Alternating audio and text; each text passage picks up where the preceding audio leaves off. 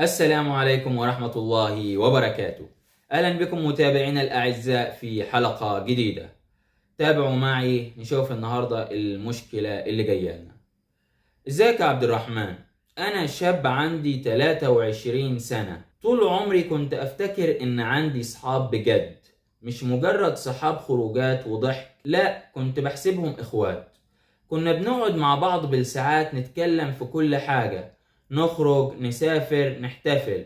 أنا كنت دايما أدي من قلبي، لو حد محتاج فلوس أساعد، لو حد متضايق أسيب اللي في إيدي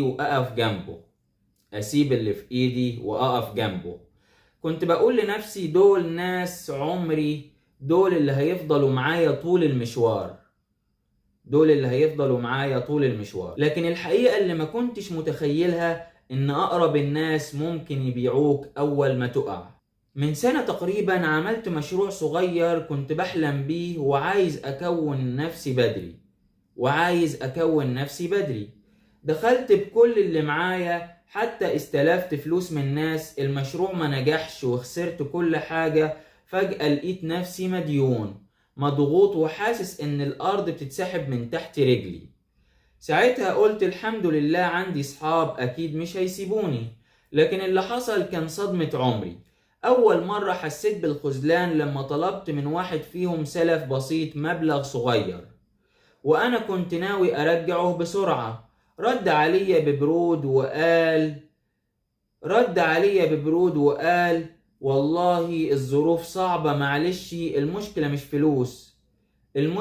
الفلوس. المشكلة انه بعدها بيومين لقيته نازل ومنزل صورة في كافيه غالي عازم باقي الشلة. موقف تاني، كنت متفق مع اصحابي نخرج، في اخر لحظة بعتولي رسالة احنا مشغولين النهاردة. بالصدفة وأنا بقلب في انستجرام لقيتهم كلهم سهرانين مع بعض من غيري. ساعتها حسيت إني أتشال من حياتهم عشان معدتش نافعهم. ابتديت أخد بالي إن مكالماتي ما بيتردش عليها، رسائلي بتتساب مقروءة من غير رد. حتى لما حد منهم يرد يكون الكلام بارد كأنهم بيعملوا واجب. والأوجع إن محدش سألني عامل إيه، محتاج حاجة. أنا ما كنتش عايز فلوس ولا مساعدة مادية، أنا كنت محتاج كلمة، حضن، حد يقول لي إحنا جنبك. لكن لقيت نفسي لوحدي في عز ما كنت محتاج السند. في ليلة من الليالي كنت قاعد في الأوضة على سريري ماسك موبايلي بفتح الشات القديمة. ضحكنا، كلامنا وأسرارنا اللي ما كانش بيخلص، والنهاردة كله بارد وفاضي. الدموع نزلت مني من غير ما أحس. حسيت إني كنت عايش في كدبة كبيرة. ومن هنا فهمت إن اللي كانوا حواليا مش أصحاب، دول كانوا أصحاب مصلحة. طول ما أنا موجود ومعايا فلوس وأضحكهم وأقف جنبهم هما موجودين. أول ما وقعت اختفوا واحد ورا التاني. الأزمة دي كسرتني، بس علمتني إن مش كل ضحكة تبقى حب، ومش كل كلمة أخويا تبقى حقيقة. أنا دلوقتي بحاول أبدأ من الصفر، مش بس في حياتي وديوني، لكن في علاقاتي كمان. بقيت بختار بعناية، بقيت أدور على الأفعال مش الكلام. بس رغم كده الوحدة صعبة جدا. في أوقات كتير ببقى محتاج أتكلم ومش لاقي حد، محتاج أفضفض ومفيش حضن أمين. عبد الرحمن، سؤالي ليك، إزاي أقدر أرجع أثق في الناس بعد ما اتكسرت؟ وإزاي أفرق بين الصاحب الحقيقي اللي هيفضل في الضلمة وصاحب المصلحة اللي يختفي أول ما النور يطفي؟ أولا أنا عايزك متزعلش. ده كويس جدا إن أنت اكتشفتهم. وأنا عارف إن في علاقات كتيرة في حياتنا بنبقى فاكرينها أصحاب بجد، بس إحنا للأسف الشديد في المشاكل بنشوفهم وبنعرفهم إنهم للأسف الشديد ما هم إلا أصحاب مصلحة. أولا حاجة كويسة إن أنت اكتشفتهم، وحاجة كويسة إن أنت ما فضلتش في الضلمة كتير. وبالعكس اللي تكتشفه النهاردة أحسن من اللي تكتشفه بكرة. للأسف الشديد لازم لما احنا نيجي نصاحب نختبر العلاقات اللي معانا كتير كتير كتير، عشان للأسف الشديد مش كل صاحب يتقال عليه صاحب. في ناس كتيرة بتبقى أصحاب مصلحة، في صحاب كتير بتبقى أصحاب مصلحة، والقليل اللي هو بيكون صاحب جدع وصاحب أصيل. فلازم كلنا جميعا ناخد بالنا من أصحابنا وناخد لبالنا من علاقاتنا، ومش أي حد ينفع يكون صاحبنا وصاحب وأخ بجد. دلوقتي انت سؤالك بتقول ازاي اقدر ارجع اثق في الناس بعد ما اتكسرت؟ انت عادي تقدر ترجع تثق في الناس، بس في حال ان انت لازم تختار علاقاتك كويس.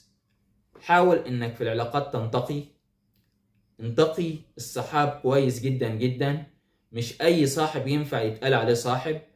انتقي الناس كويس جدا جدا، انتقي الناس كويس جدا جدا، مش اي صاحب ينفع يتقال عليه صاحب. تمام؟ مش اي صاحب ينفع يتقال عليه صاحب. وبعدين انت لازم يعني في علاقات الصحاب ما ينفعش انت اللي دايما بتدي وبتعطي وبتكرم. لازم انت كمان يكون الناس اللي حواليك زي ما بتاخد منك تديك، يعني اخذ وعطاء، اخذ وعطاء.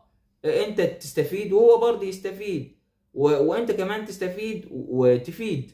فهي دي علاقة الصحاب. لكن صاحب ياخد بس ويستفيد بس، دي مش علاقة صحاب، دي علاقة مصلحة. هو ده مصاحبك عشان مصلحة. وسؤالك التاني، وازاي افرق بين الصاحب الحقيقي اللي هيفضل في الضلمة وصاحب المصلحة اللي هيختفي اول ما النور يطفي؟ بص، انت عشان تعرف او تفرق بين الصاحب الحقيقي والصاحب اللي هو صاحب مصلحة لازم تختبره. يعني مش لازم انك تديله وتاخد منه، يعني تفيد وتستفيد، مش علاقة اخذ بس.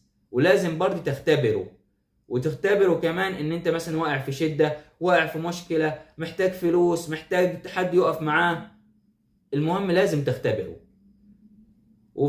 ولما تختبره هتقدر تفرق ما بين الصاحب الجدع والصاحب اللي هو صاحب مصلحة. لازم الصاحب تختبره مرة واثنين وثلاثة. ما ينفعش اي صاحب يتقال عليه كلمة صاحب الا لما تشوفه في الشدة وفي المشاكل والخلافات لما تكون محتاجه. ما ينفعش تقول على الصاحب صاحب الا لما يقف معاك في وقت ازمة وفي وقت شدة وفي وقت مشكلة.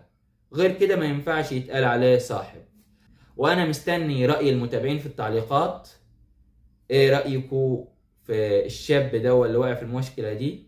وسؤال الحلقة دي عايزكم تجاوبوا عليه. يعني عايز كل شاب وكل بنت تجاوب على السؤال من وجهة نظرها، ازاي افرق بين الصاحب الحقيقي وصاحب المصلحة؟ او ازاي افرق بالنسبة للبنات، ازاي افرق بين صاحبتي الحقيقية وصاحبتي المصلحة؟ وانا منتظر كل تعليقاتكم، ونشوفكم في حلقة جديدة، والى اللقاء.